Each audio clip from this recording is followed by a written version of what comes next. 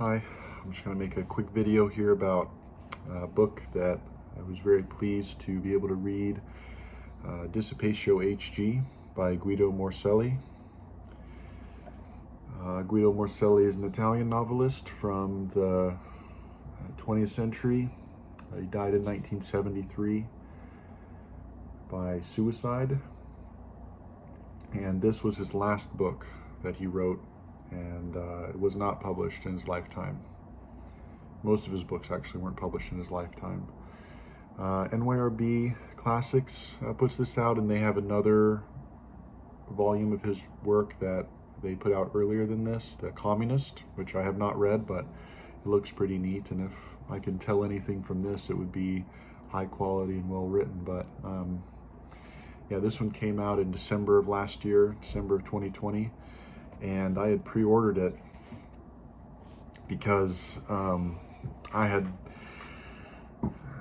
pretty much tried to find every post-apocalyptic novel that I can, and I had found this one a few years ago and read a large majority of it with the help of Google Translate, and which is pretty rough, but I had been looking for it and considering reading it in Italian, even though I can't read Italian, down the line maybe having to do that. But then I was really pleased to find that it was being translated and put out by NYRB Classics. So that's how I read it. And like I said, pre-ordered it, got it in December, and pretty much read it right when it came out. I just haven't, made a video about it, I guess, until now. Partially that's because I have so many thoughts about these sort of novels, post-apocalyptic novels. It's one of the most compelling, if you could call it a genre, one of the most compelling genres that I'm interested in for reading and for writing. So it's kind of hard for me to stay focused with it. But yeah, here's another look at the cover.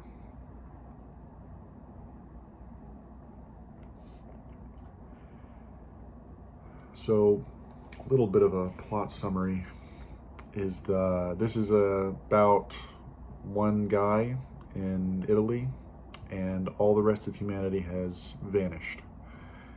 He goes, he wakes up one day, everyone's gone. He's like, "Oh, this is weird." He goes around to people's neighbors' houses and goes down to the main town, and everyone's gone, just as if they had just, poofed. And then he's left. A little bit about the narrator. He's a very intelligent guy, very cultured, used to be a journalist, and at some point had a psychiatric problem and ended up in a therapy hospital setting. And he constantly has these flashbacks and things to this particular doctor that he worked with, a young psychiatrist who was apparently killed in this hospital that he worked at.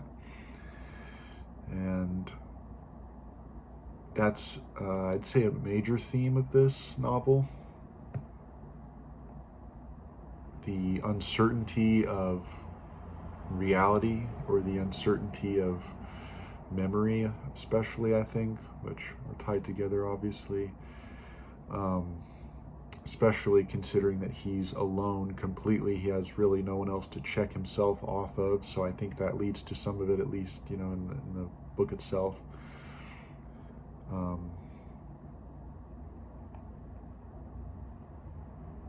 One of the things that I was really pleased with the novel is that it references a lot of parts of culture. So he mentions, here I'll just name off a couple names of what he mentions. So he mentions Emil Durkheim, Hegel, Malinowski, the anthropologist. Let's see, he mentioned stuff related to economics, Marx, the history of like the 1960s and 70s Italian anarchist movements and revolutionary leftists and all this type of stuff. Gets a little bit of a reference there.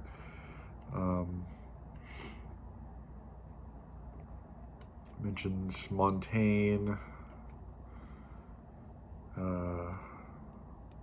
Molière, his Misanthrope play. So it's pretty widely, the narrator himself, but then obviously Guido Morselli, the writer, is pretty widely read and cultured and adds these things in. And that's one of the things that I think is most compelling to me about this, because one of the things that I think is most horrifying about a apocalyptic event, apart from the obvious, significant numbers of people dying and suffering and everything, is that, I think especially nowadays in this culture, we think that information is permanent. The internet, if it's on the internet, it'll survive forever, and all this like ridiculous stuff. But the internet can just be shut off like nothing. A couple infrastructure problems need to arise before the internet is completely off, just gone. Or if you're in a country where, there's censorship or whatever, gone. Information just poof. But if you have books, you can't turn off a book. You can burn them, but then if you have enough, or they're spread out, it's like distributed knowledge, like people want the internet to be, even though the internet probably can never be that. I mean, maybe you can download Wikipedia or something, but let's say the power goes out, that's it. So the preservation of knowledge and culture and history is, I think, one of the most horrifying things about thinking about apocalyptic event, because kind of like imagining the dissolution of Rome in like the 400s or so, where you just have Boethius and maybe a couple other guys who remember all of the classical tradition and Greece and Rome and all these things, and then when they die, that's it, and then people don't figure that stuff out for another 1,000 years roughly. You get trickles of it here and there, people who know a little bit, especially around the 1200s, Thomas Aquinas, Roger Bacon, these sort of things. But really, it took 1,000 years for people to even get a significant amount of knowledge. And I can only imagine it would at least take that long if our culture was somehow to disintegrate, either through a mass catastrophe or through like just stupidity or losing value in the past, which I see as an imminent threat, really, at least in America, if not Europe as well.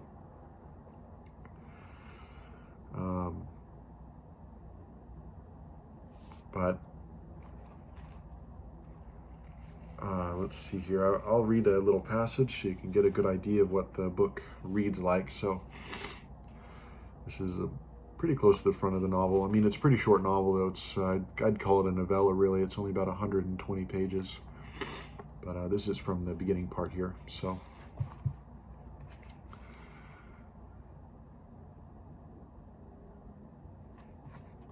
I'll read a bit of an extended portion. So right now I'm following the path down the escarpment along the train tracks between Widmad and the outskirts of Levrosen.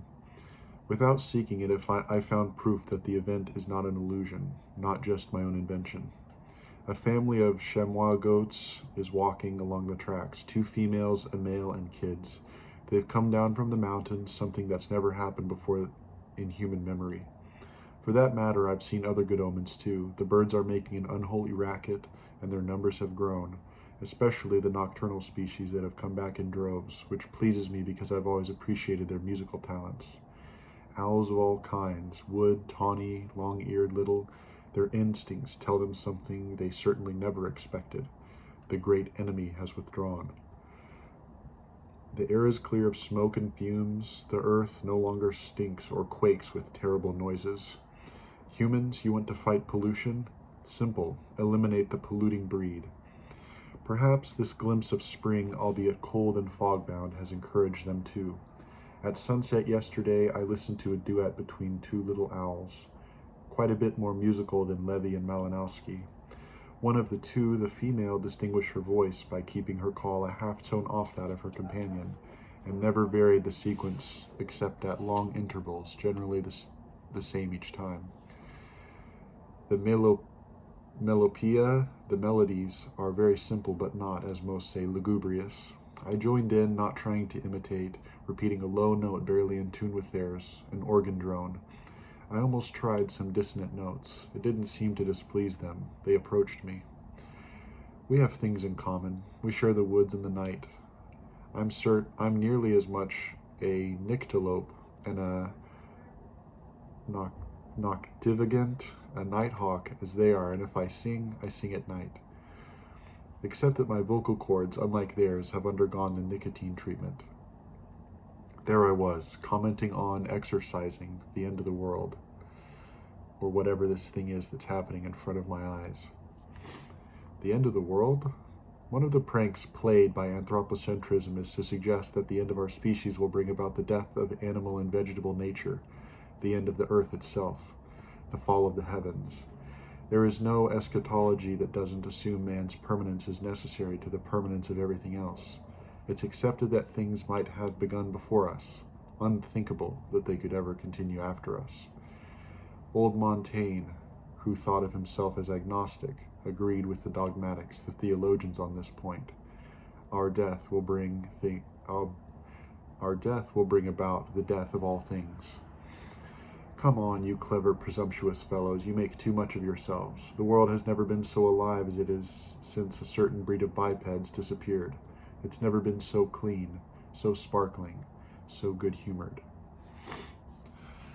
So, that's a little bit of a passage there for you to try to get a feel for what this book is like. Yeah, I think it just about says it all there. You know, you get the touches of environmentalism, really, or whatever you'd call it. Get the, you know, frank honesty that the earth can't withstand its current population of humanity in any meaningful way. You know, it's a one-way ticket to collapse of our global civilization. Focus of nature, but then of course you get that like hyper-cultured Montaigne and Levy and Malinowski talking. So yeah, I'd say if you like post-apocalyptic books, or if you like really thoughtful, ruminative, philosophical stuff, definitely I'd recommend it. Also, I did want to recommend two other books that if you end up reading this one and like it, or if you've already read it and like it, two other Italian novels actually that are in the same direction. So, first one here is Antonio Porta, The King of the Storeroom. This one was translated, I don't know, 20 years ago or something, put out by Wesleyan University Press. And this was actually written almost concurrently with Dissipatio H.G. by Morselli. I'm not sure if Antonio Porta and Morselli met. I'm sure they must have known of each other, because Porta was a pretty big poet at the time, and Morselli was in with the publishing and was writing. So, but anyway, The King of the Storeroom, it's somewhat similar actually to Dissipatio H.G., where there's this apocalypse event, and then the main character of this one is a writer, and you know, lives in the storeroom and tries to preserve written language. You know, people will not know how to write, so they'll come to him and he'll write stuff for them, but he keeps this journal together. And it's one of those found manuscript tropes here. They talk about how I found this manuscript in a little storage room, a kind of basement, almost buried under the rubble of a Lombard farmhouse destroyed by the recent rains and earthquake jolts. And then I just wanted to read a little section here that's supposedly from November 14th, 1976. Letter number 30. I saw claws coming out of the walls. Others break through the floor, rip up the doors on their armoire. What you call civilization is plunder, industrial or rural. Giving and taking means. He only gives who doesn't take. He only gives who doesn't take. Excuse me for messing that up, but yeah, so if you're interested in another relatively short Italian post-apocalyptic novel from the 70s, This is a really good one, interesting one too. And then for a more contemporary version of a similar thing, although this one's a little bit more like surreal and yeah, dreamlike, symbolic, however you want to phrase it. Distant Light by Antonio Moresco, which was much more recent than the others, 40 years after those, but published by Archipelago Press. And unfortunately, more of this guy's stuff isn't translated, but this one is a little interesting kind of fable, maybe you'd call it a fable. But yeah, it's also about a guy who's completely alone and